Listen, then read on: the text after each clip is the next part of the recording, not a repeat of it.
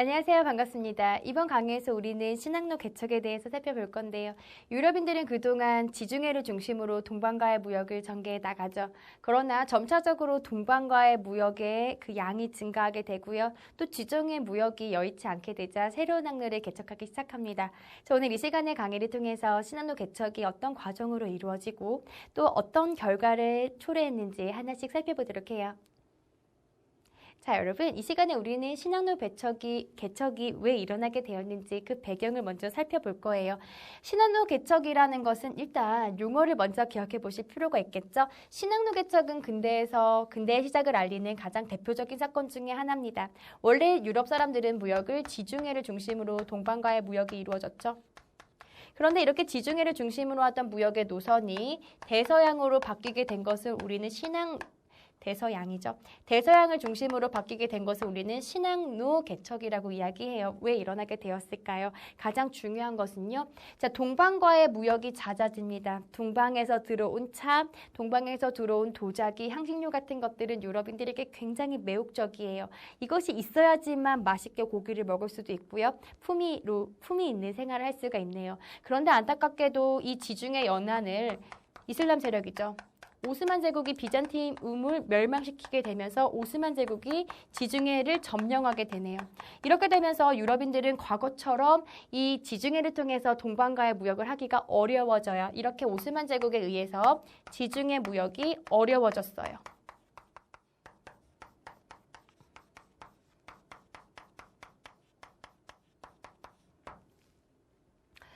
두 번째예요. 지중해로 무역할 수 없으면 동방과의 교역이 불가능해지는 건가요? 안타깝죠? 특히 이때는 동방에서 들어온 동방과의 무역이 상당히 활발했기 때문에 이 무역에 대해서 동방에서 들어온 물품들 이것에 대해서 수요가 상당히 늘었기 때문에요. 지중해로 갈 수 없으면 다른 곳이라도 통해서 유럽에서 동양의 물건을 가져와야 된다는 생각을 많이 하게 되었죠. 또 하나 본다면요. 원나라 때 이탈리아의 그 부자죠. 마르코 폴로가 원나라에서 있다가 이제 원나라의 이야기들을 이탈리아로 돌아와서 책으로 저술한 것이 있어요. 그것이 바로 마르코 폴로의 동방 견문록이에요.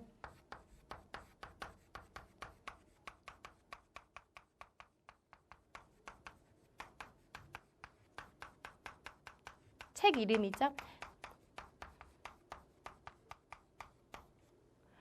이 마르코 폴로 부자가 원나라에서 20여 년 동안 지내요. 그리고 다시 이탈리아로 돌아왔을 때는요. 오랜 여행을 마치고 돌아온 중이었기 때문에 상당히 옷차림이 허름했대요. 그래서 야, 우리 있잖아 원나라 갔다 왔어 라고 이야기하고 원나라에서 이렇게 높은 관직까지 오르면서 진기한 생활을 했지라고 얘기했을 때 아무 유럽 사람들도 그들의 이야기를 믿지 않았대요. 그런데 이제 마르코 폴로 부자의 몸속에서 중국에서 받아온 원나라 황제로부터 선물 받아온 상당히 많은 금은보화를 보면서 그들의 이야기를 믿기 시작했다는데요. 그들의 모험담이 담겨진 책이 바로 이 동방견문록이에요. 이 책을 읽는 유럽 사람들은 동양에 대한 호기심이 상당히 커지게 되었기도 했죠. 하나만 더 할게요. 동양 너무너무 가고 싶죠. 계속적으로 동양에 가고 싶답니다. 그런데 그 전에는 가고 싶다라고 생각만 했지만 과학적으로 갈 수 있게끔 만들어진 사건들이 생겨요. 그게 바로 동양에서 나침반이 들어오죠. 그 다음에 항해술, 배를 운전해서 이동할 수 있는 기술을 이야기합니다. 거기에다가 그동안의 유럽 사람들은 지구가 네모나다고 생각했어요. 이렇게 생각했죠. 지구는 네모네. 그래서 배를 타고 먼 바다를 가게 되면 분명히 어느 시점에서 지구에 낭떠러지가 있을 것이고 여기 떨어지면은 그쵸. 될 수 있다는 말이에요. 먼 바다로 가기를 굉장히 두려워했죠. 그런데 근대에 들어서게 되면서 자연을 있는 그대로 바라보니 지구는 둥글었어요. 그리고 지구는 태양의 주변을 돌고 있었죠. 이게 바로 지구 구형설입니다. 지구는 둥글어. 그렇기 때문에 네가 아무리 먼 바다로 나가도 절대 뭐하지 않아? 떨어지지 않아. 라는 용기를 얻게 되죠. 이렇게 되면서 신학로가 드디어 개척되기 시작하네요. 배경에 대해서 가끔 문제의 출제가 되기 때문에요. 이 모든 사건들을 여러분들이 함께 정리해 주셔야 돼요. 이해가 되시죠? 좋아요. 자, 여러분, 그럼 본격적으로 우리 먼바다 신학로를 한번 개척해 볼까요? 일단 지도를 통해서 여러분들의 교환에 있는 지도기 때문에요. 혹시라도 선생님이 보여드리는 자료가 잘 보이지 않으시면 교환에 있는 자료를 참고해서 확인해 주세요. 자, 가장 먼저 신학로는 어떻게 개척이 되었을까요? 일단 몇 가지의 노선을 좀 잡아드릴게요. 신학로 개척에 앞장섰던 나라는 에스파냐와 포르투갈입니다.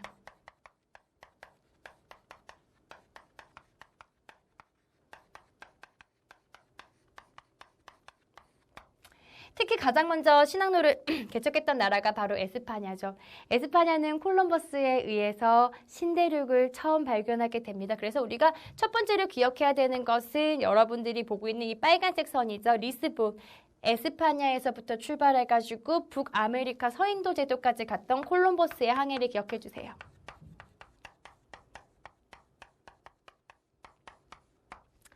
콜럼버스는 이탈리아의 소년이에요. 어릴 때부터 마르코 폴로의 동방 견문록을 보면서 나 꼭 내 인생을 통해서 한 번은 동양을 가보겠다라는 꿈을 꿨고요.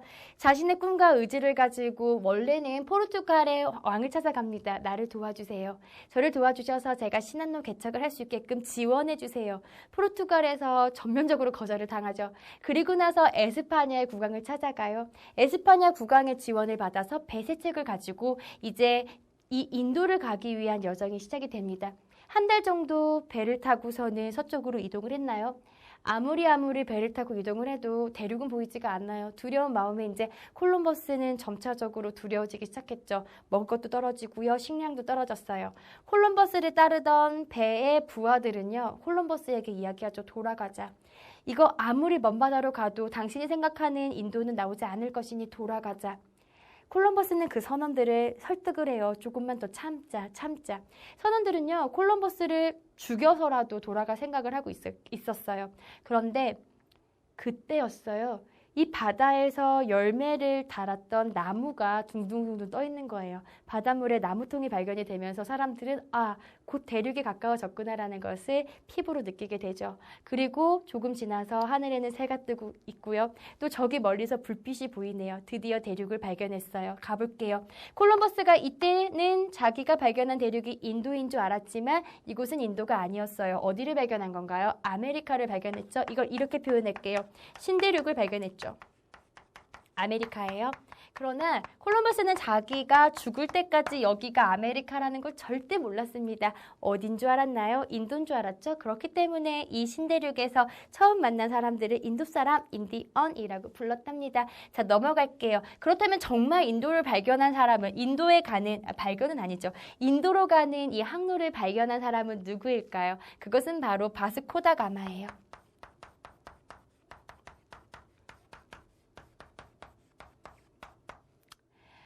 바스코다 가마는 원래는 유럽 사람들이 인도를 가려면 지중해를 통해서 육로를 거쳐서 인도로 갔어야 했어요. 그러나 오스만 제국의 방해와 또 육로를 가는 것은 상당히 비효율적이잖아요. 그래서 바다로 가는 인도길을 잡으려고 이렇게 신항로 개척을 또 시작했답니다. 그런데 인도를 가려면 아프리카 남단의 희망봉이라는 지역을 거쳐야지만 인도까지 항해가 가능하죠. 유럽에서는 소문이 돌았어요. 이 희망봉이라는 지역은 굉장히 폭우가 심하고요. 그 다음에 파도가 심한 곳이에요. 이곳에 도달하게 되면 많은 배들이 난파하기도 했고요. 또 이런 소문이 돌아요. 아프리카 남단이니까 아프리카 지역이잖아요. 물이 굉장히 뜨겁다. 뿐만 아니라 여기는 괴물이 살고 있기 때문에 절대 배가 이 지역을 점령할 수 없다라는 소문이 돌죠. 그러나 바스코다 가마는 용기를 가지고 이 굉장히 험한 희망봉을 정복해요.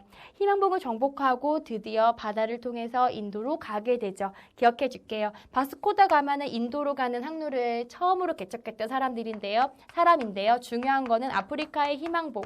이름이 왜 희망봉일까요? 한 번쯤은 점령해보고 싶다. 여기 있다는 괴물과 싸워서 이 지역을 점령하고 싶다라는 뜻이 담겨 있어요. 여기를 돌아서 인도로 가는 항로를 발견했던 인물이 바로 바스코다 가마예요. 이해가 되시죠? 마지막입니다. 마지막 세 번째는 우리 녹색깔로 표시가 돼 있는 부분이 있는데요. 이게 바로 마젤란이에요. 전 세계를 다 돌고 있죠. 마젤란은요.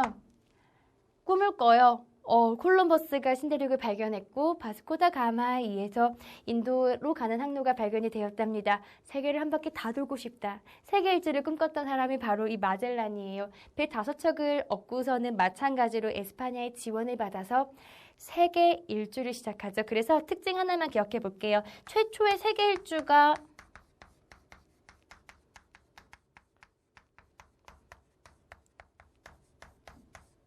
시작된 것은 마젤란이고요. 안타깝게도 필리핀 유역에서 마젤란은 원주민과 싸우다가 죽어요. 그러니까 유럽으로 돌아오지 못하고 도중에 죽지만 마젤란의 부하들이 살아남아서 유럽으로 돌아오죠. 그래서 마젤란은 세계 최초로 세계 일주를 성공했던 인물이라고 우리가 칭하고요. 이를 통해서 하나 보이죠? 세계를 한 바퀴 다 돌았잖아요. 이렇게 다 돌 수 있었던 것은 지구가 둥글기 때문에 가능했겠죠. 그래서 뭐가 증명이 되냐면요. 맞아. 소문대로 지구는 정말 둥글구나라는 지구 구형설이 증명이 되는 특징을 가지고 있죠. 이해가 되시죠? 좋아요. 자, 여러분. 이번에 우리는 신항로 개척의 결과에 대해서 살펴볼게요. 상당히 다양하게 유럽의 변화가 나타나기 시작합니다. 자, 어떤 변화들이 나타났을까요? 가장 먼저는 이거죠. 신항로라는 게 뭐였어요? 원래는 고대부터 중세까지 유럽에서 동양과 교육을 하기 위해서는 지중해라는 바다를 이용했어요. 그런데 여기에서 신항로 개척은 대서양을 중심으로 하는 바다 무역이 성행을 하게 되죠. 그래서 원래 유럽은 고대부터 중세까지는 지중해 연안에 있는 국가가 강성했었죠. 로마, 이탈리아, 비잔티움 모두 다 지중해 유역에서 성장했던 나라들이에요. 그런데 신항로 개척이 이루어지면서 대서양 연안의 국가들이 성장을 하게 되죠. 어떤 나라가 대표적인가요? 에스파냐, 포르투갈, 영국, 프랑스, 독일 이런 국가들이 성장하게 된 까닭도 신항로 개척의 영향을 받기도 하는 거예요. 이해가 되시죠? 자, 두 번째는요. 이런 특징을 살펴볼 수가 있어요. 유럽에 듣도 보다 못한 새로운 작물들이 들어오게 된답니다.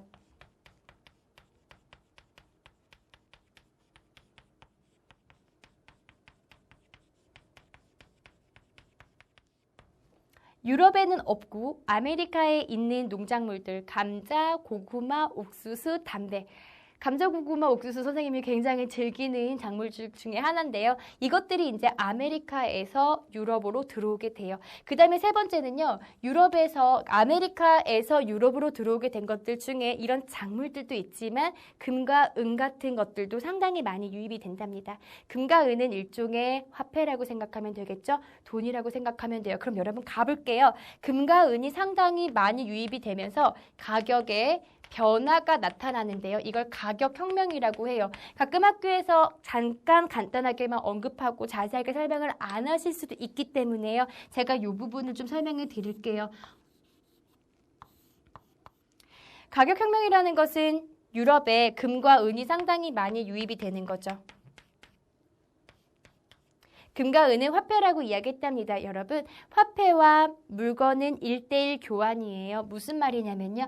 이 세상에 있는 물건과 이게 물건이 두 개가 있어요. 이 세상에 있는 화폐, 돈이 두 개가 있어요. 돈은 세모로 표시해 볼까요?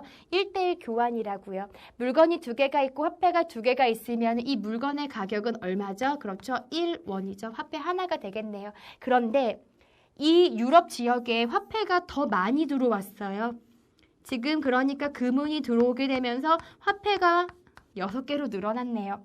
물건과 화폐의 교환은 몇 대 몇이라고요? 1:1이라고요. 그럼 가볼게요. 금과 은이 많이 들어오게 되면서 물건은 한 개인데 화폐는 몇 개인가요? 그렇죠? 하나, 둘, 세 개죠.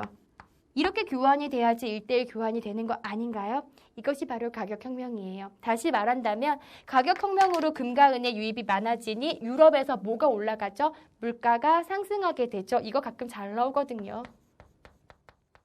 물건의 가격이 비싸졌다고요. 세모 1개에서 세모 3개가 되었잖아요. 이해가 되시죠? 그러다 보니 어떤 사람들은 유리하고 어떤 사람들은 불리해요. 예를 들어서 돈을 갖고 있는 사람들은 상당히 불리합니다. 내가 옛날에 화폐 하나를 가지고 물건을 하나 샀는데 이제는 화폐를 3개를 갖고 있어야지만 물건을 사잖아요. 그래서 돈을 갖고 있는 영주들은 상당히 불리해요. 이 영주들은요. 화폐로 세금을 받았기 때문에 수입이 돈이거든요. 불리해요. 이 사람들 기억해 주시고요. 그 다음에 또 중요한 건요. 상인들이죠. 상인들은 물건을 갖고 있는 사람들이 상인이죠. 그러니까 상인들은 상당히 유리해요. 물건을 갖고 있는 사람들은 그전에는 화폐 한 개를 받아서 물건을 팔았는데 이제는 화폐를 세 개를 받고 물건을 팔게 되죠. 이런 변화가 나타난다는 거. 가끔 나오는데 제대로 여러분들이 이해를 못하시는 경우가 많기 때문에 한 번 더 소개해드렸어요. 네 번째는 상업혁명입니다. 산업혁명 아니고요. 16세기 상업혁명인데요. 장사가 활발하게 되었다라는 뜻이죠. 자, 마지막 5번째입니다. 자, 앞서서 제가 설명해드렸던 대서양의 국가들은 왜 성장하게 되었을까요? 간단하죠. 신학로를 개척하게 되면서 이 지역이 자신들의 식민지로 삼았기 때문이에요. 영국, 프랑스, 독일, 독일은 물론 상대적으로 부족하지만 영국과 프랑스, 에스파냐 대표적으로 식민지를 확장했던 국가들 아닌가요? 그렇죠. 그렇기 때문에 마지막으로 식민지 개척이 활발하게 이루어졌다라는 것까지 우리가 정리해 줄 수 있어요. 신학로 개척의 결과는 이 자체가 오지선다 문제로 꼭 출제가 되기 때문에요. 모두 다 기억하시고 외워주셔야 돼요. 이해가 되시죠? 자, 여러분. 이 시간에 배웠던 중요한 내용들을 핵심 정리를 통해서 한 번 더 확인해 보도록 해요. 자, 우리 이번 시간에는 신학로 개척을 배웠답니다. 동양에 대한 호기심, 그러나 지중해로부터는 무역을 할 수가 없어서 대서양 유역에 새로운 항로를 개척하게 되었죠. 신학로 개척은 콜럼버스, 아메리카 발견, 그리고 바스코다가마, 희망봉을 돌아서 인도로 가는 항로를 발견했고요. 최초로는 마젤란이 세계 일주에 성공했다는 것도 기억해 주세요. 신학로 개척의 결과는요. 무역의 중심지가 지중해에서 대서양으로, 유럽에서는 새로운 상품이 전래가 되면서 가격혁명과 상업혁명이 이루어지고요. 또 하나는 식민지를 쟁탈하는 식민지 쟁탈전이 크게 나타나기도 하였다는 것도 함께 기억해 주셔야겠죠. 자, 여러분 이번 시간에 배웠던 중요한 내용들을 우리 개념하기 문제를 통해서 파악해 볼 거예요. 빈칸에 알맞은 단어를 쓰는 문제죠. 준비가 되셨으면 함께 답을 맞춰볼게요. 첫 번째 문장을 확인합시다. 신학로 개척의 다양한 이유 중 유럽인의 호기심을 자극시킨 것은 마르코 폴로의 동방견문록이었죠. 두 번째입니다. 아메리카 대륙은 콜럼버스에 의해서 발견이 되었고요. 신학로 개척의 결과 무역의 중심지가 지중해에서 대서양으로 이동했다까지도 함께 정리해 주세요. 자, 이렇게 오늘 이 시간에는 신학로 개척을 배웠는데요. 복잡하고 어렵습니다. 그렇지만 반드시 기억해 주셔야 될 부분이니까요. 놓치지 말고 복습하시는 거 잊으시면 안 돼요. 강의 듣느라고 수고하셨습니다.